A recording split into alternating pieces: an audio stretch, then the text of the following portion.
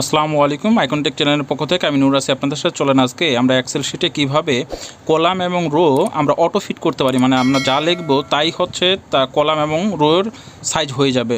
চলেন শুরু করি। এখন আমরা একটা এক্সেল ফাইল ওপেন করব। ওপেন করার পরে এখানে আমরা কলামে অনেক কিছু হজবরল লিখবো। লেখার পরে দেখব যে আমাদের লেখার সাইজের সাথে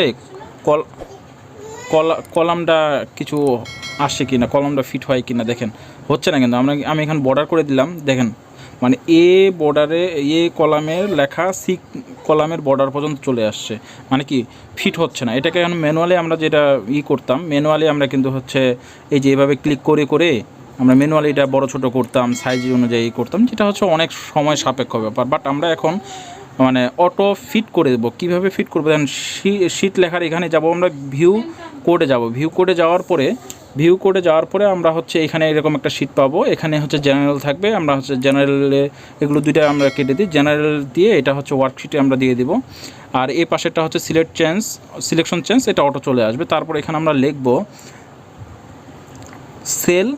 সেলস কমা, তারপর হচ্ছে আমরা দিব হচ্ছে মানে ইন্টারভ্যাল, আমরা পুরাটাই তো দিচ্ছি, তার জন্য ইন্টার কলাম দিলাম।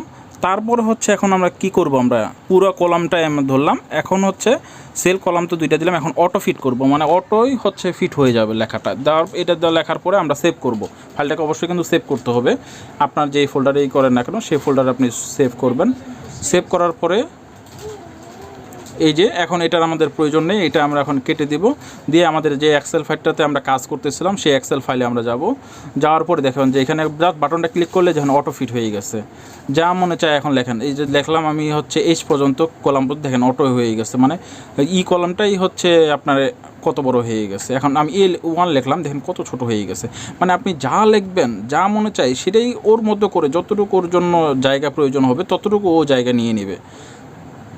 আমি আশা করি আপনাদের বুঝাতে পারছি। আবার দেখা হবে। আরও এরকম ভালো ভালো টিপস পেতে হলে আমার সাথে থাকবেন। ধন্যবাদ।